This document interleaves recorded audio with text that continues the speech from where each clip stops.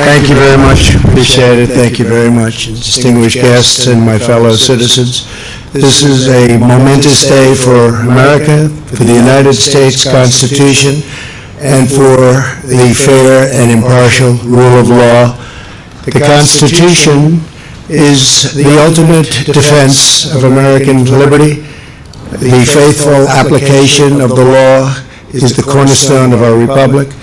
That is why, as President, I have no more solemn obligation and no greater honor than to appoint Supreme Court justices. On this October evening, and it is so beautiful, the First Lady and I welcome you to the White House to bear witness to history.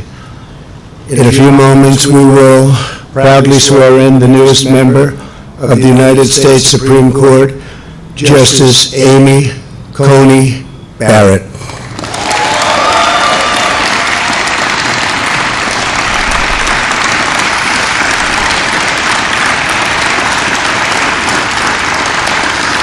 She is one of our nation's most brilliant legal scholars, and she will make an outstanding justice on the highest court in our land.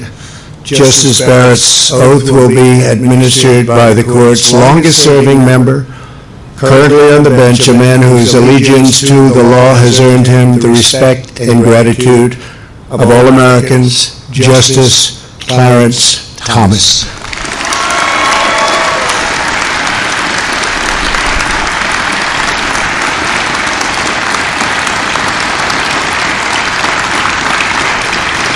Our country owes a great debt of thanks to Senate Majority Leader Mitch McConnell. We appreciate it very much, Mitch. Thank you.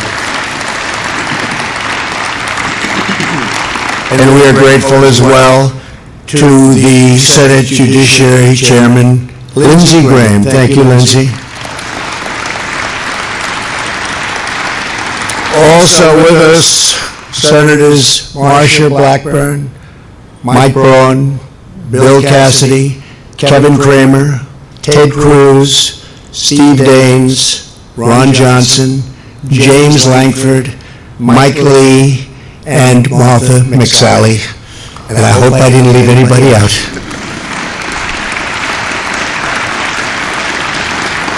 And a very special thanks to our great Vice President, Mike Pence. Thank you, Mike.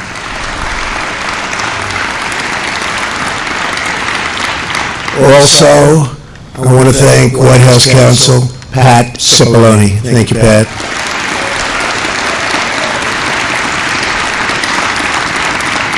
And very importantly, I want to welcome Justice Barrett's husband, Jesse. Thank you, Jesse. Thank you.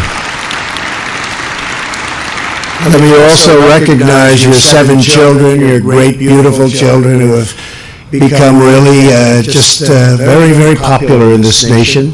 People have been watching them and loving them, and they're watching right now back home in Indiana. Thank you very much.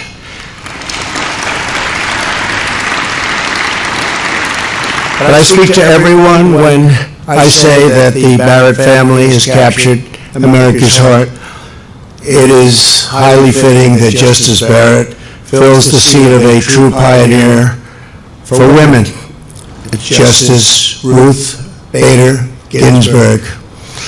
Tonight, Justice Barrett becomes not only the 5th woman to serve on our nation's highest court, but the very first mother of school-aged children to become a Supreme Court justice. Very important.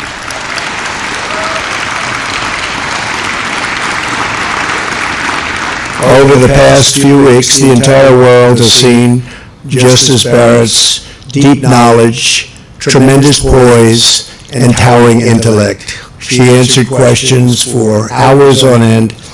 Throughout her entire confirmation, her impeccable credentials were unquestioned, unchallenged, and obvious to all.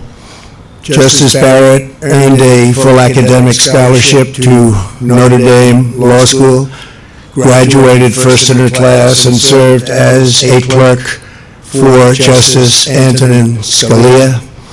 She was a beloved professor at Notre Dame Law School for 15 years before I very proudly appointed her to the U.S. Circuit Court of Appeals for the 7th Circuit in 2017. The American people have been profoundly impressed to learn of her achievements, her compassion, her generosity, her faith, and her sterling character. Justice Barrett made clear she will issue rulings based solely upon a faithful reading of the law and the Constitution as written, not legislate from the bench. The equal, impartial, and constitutional rule of law that we enjoy every day in America is one of the crowning achievements in the history of human civilization. It is the triumph of reason, experience, and the values which are eternal and everlasting. Our devotion to this inheritance is what has made America the most just, exceptional, and glorious nation ever to exist. I want every American child watching to understand that this is a very special and important ceremony. We are fulfilling the duty that passes to each new generation to sustain the national traditions and virtues that make possible everything we have achieved before that we will do tomorrow.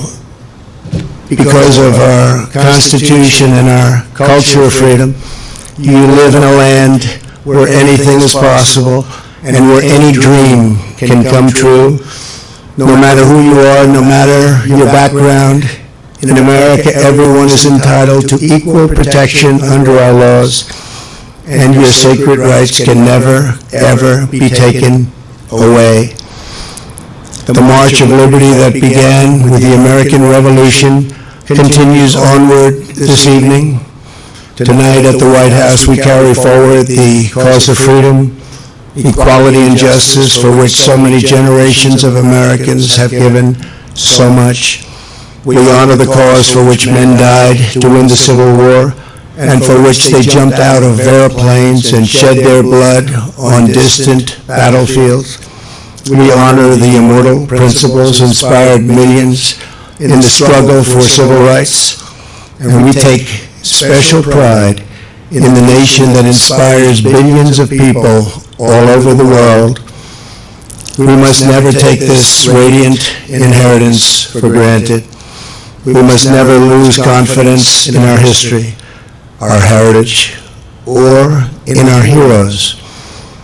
To reach for the stars, we must stand upon the strong and sturdy foundation built by those incredible Americans who came before.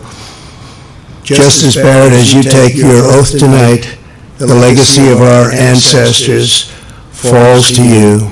The American people put their trust in you and their faith in you as you take up the task of defending our laws, our Constitution, and this country that we all love.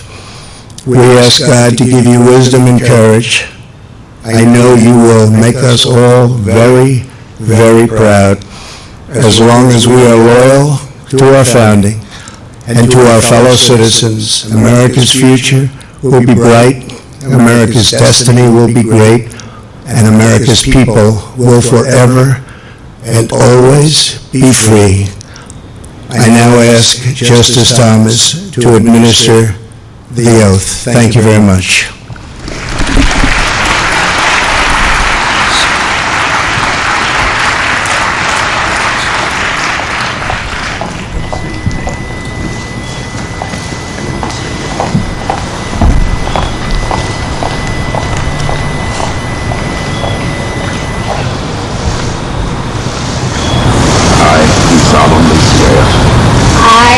Coney Barrett, do solemnly swear that I will support and defend the Constitution of the United States that I will support and defend the Constitution of the United States against all enemies, foreign and domestic, against all enemies, foreign and domestic, that I will bear true faith and allegiance to the same, that I will bear true faith and allegiance to the same, that I take this obligation freely, that I take this obligation freely, without any mental reservation without any mental reservation or purpose of evasion, or purpose of evasion, and that I will well and faithfully discharge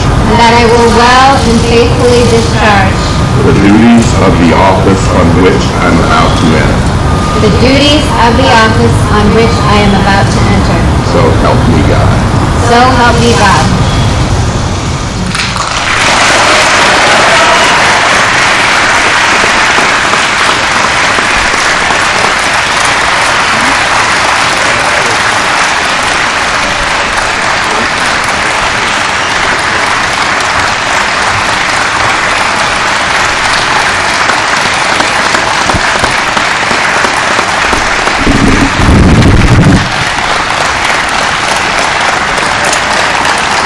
Thank you. Thank you so very much. Thank you all for being here tonight. And thank you, President Trump, for selecting me to serve as an Associate Justice of the United States Supreme Court. It's a privilege to be asked to serve my country in this office, and I stand here tonight truly honored and humbled. Thanks also to the Senate for giving its consent to my appointment. I am grateful for the confidence you have expressed in me, and I pledge to you and to the American people that I will discharge my duties to the very best of my ability. This was a rigorous confirmation process, and I thank all of you, especially Leader McConnell and Chairman Graham, for helping me to navigate it. My heartfelt thanks go to the members of the White House staff and Department of Justice who worked tirelessly to support me through this process.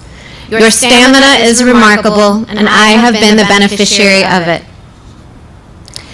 Jesse and I are also so grateful to the many people who have supported our family over these last several weeks. Through ways both tangible and intangible, you have made this day possible. Jesse and I have been truly awestruck by your generosity. I have spent a good amount of time over the last month at the Senate, both in meetings with individual senators and in days of hearings before the Senate Judiciary Committee. The confirmation process has made ever clearer to me one of the fundamental differences between the federal judiciary and the United States Senate. And perhaps the most acute is the role of policy preferences. It is the job of a senator to pursue her policy preferences. In fact, it would be a dereliction of duty for her to put policy goals aside. By contrast, it is the job of a judge to resist her policy preferences. It would be a dereliction of duty for her to give in to them. Federal judges don't stand for election. Thus, they have no basis for claiming that their preferences reflect those of the people. This separation of duty from political preference is what makes the judiciary distinct among the three branches of government. A judge declares independence not only from Congress and the President, but also from the private beliefs that might otherwise move her. The judicial oath captures the essence of the judicial duty. The rule of law must always control. My fellow Americans, even though we judges don't face elections, we still work for you. It is your Constitution that establishes the rule of law and the judicial independence that is so central to it. The oath that I have solemnly taken tonight means at its core that I will do my job without any fear or favor, and that I will do so independently of both the political branches and of my own preferences. I love the Constitution and the democratic republic that it establishes, and I will devote myself to preserving it. Thank you.